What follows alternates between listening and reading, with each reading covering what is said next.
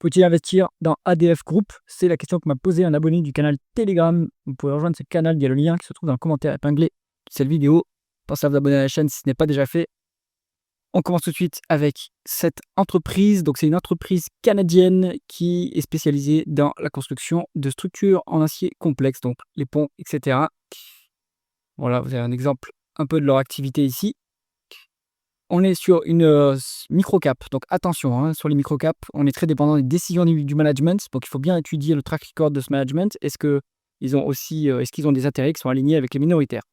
Une fois qu'on a fait cette recherche, on peut regarder sur le quantitatif. Alors, on est sur un cours d'action qui a été divisé par plus de 2 depuis 2024. Et là, ça semble rebondir. Est-ce que le timing est bon? On va regarder ça. Alors, en termes de chiffre d'affaires, on va regarder si on a le dernier mois qui est dispo, le dernier trimestre qui est dispo, avril 2025. Attention, on fait moins 20% de croissance en rythme annualisé. Ça, à mon avis, ça sent la session. Ils ont potentiellement changé de périmètre. Donc, il faut aller creuser ce qui s'est passé. Ce n'est pas nécessairement une mauvaise chose si on se recentre sur une activité à plus forte marge. En médiane, on est sur 15% de croissance. Donc, c'est plutôt bien, hein, à mon avis. C'est une entreprise qui a une bonne croissance devant elle. Au niveau des marges, c'est ce qu'on veut voir, hein. Donc, des taux de marge en augmentation, excellent. Taux de marge brut et taux de marge EBITDA et taux de marge net en augmentation. Tout ça, c'est très bien. C'est-à-dire que l'entreprise est très bien gérée et qu'en plus, elle gagne des parts de marché. Donc, ça, c'est excellent. Ensuite, conversion des bénéfices nets en free cash flow. Hop. Bon, on est à peu près équivalent. Est-ce que l'entreprise est un BFR négatif? Non. Mais bon, elle n'a pas un gros niveau de BFR, hein, par rapport à son chiffre d'affaires qui se monte à combien son chiffre d'affaires? Si on regarde en 12 mois glissants, on se met là-dessus. Hop, le chiffre d'affaires, il a 287 millions. Donc ouais, c'est pas une énorme proportion, ce BFR, c'est bien. Est-ce que justement il s'améliore? Non, pas vraiment. Il se dégrade un peu sur 10 ans. Il faut voir après sur les quelques dernières années. Ça semble s'améliorer là sur 3 ans. Non, il y a toujours un BFR positif, une variation positive du BFR. Bon, à suivre pour voir si ça s'améliore par la suite, mais c'est pas un énorme besoin en fonds de roulement non plus. Ensuite, la dépense en capital vs dépréciation amortissement. Donc c'est une entreprise qui investit beaucoup, dans son appareil productif. Depuis 2021, la dépense en capital a fortement augmenté, mais il faut regarder aussi par rapport aux other non-cash items.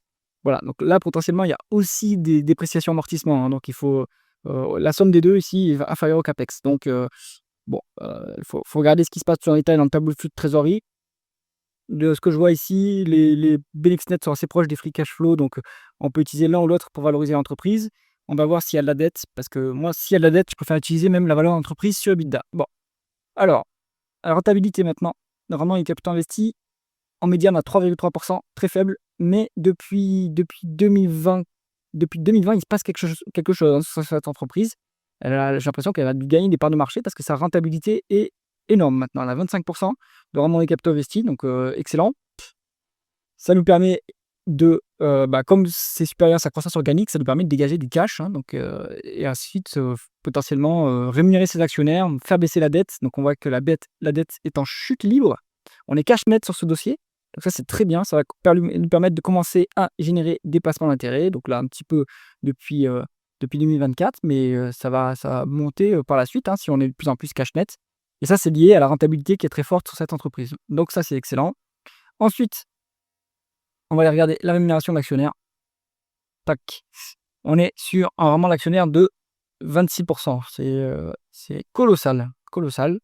Pourtant, on verse pas de dividendes quasiment, On a 1% vraiment du dividende. Par contre, ils rachètent beaucoup d'actions. Bon, je pense que là, il faut quand même prendre cette valeur avec des pincettes. Même s'il y a un énorme rachat d'actions, est-ce que ça sera durable, ce niveau de rachat d'actions? Ça va dépendre des free cash flow. Bon, pour l'instant, ils sont quand même assez énormes, ces free cash flow, comparé au niveau de dividende. Donc le dividende est très soutenable, il va augmenter, je pense. Et puis ces rachats d'actions, il y a des chances qu'ils continuent, surtout si l'entreprise est sous-valorisée. On va regarder en PER. Hop, on est sur 5 en ratio coût-bénéfice. La médiane, elle est à 7,8. Donc vous avez encore une décote, quand même, de plus de 30%. 30% de décote, c'est pas mal. Marge de sécurité à ce niveau. Est-ce qu'il y a une décote sur actifs tangibles? Ça serait le bonus, mais non, il n'y en a pas. Bon, c'est sympathique ce petit dossier. Bon, c'est une micro-cap, donc précaution quand même, allez bien creuser, vérifier à 2 fois les comptes, vérifier le management, vérifier aussi le business model et le positionnement de cette entreprise et son marché. Je pense que si on se fie aux chiffres qu'on voit ici, c'est une entreprise qui est intéressante à aller creuser. J'espère que cette analyse vous a plu. Si c'est le cas, mettez un pouce vers le haut et pensez à vous abonner à la chaîne. À bientôt.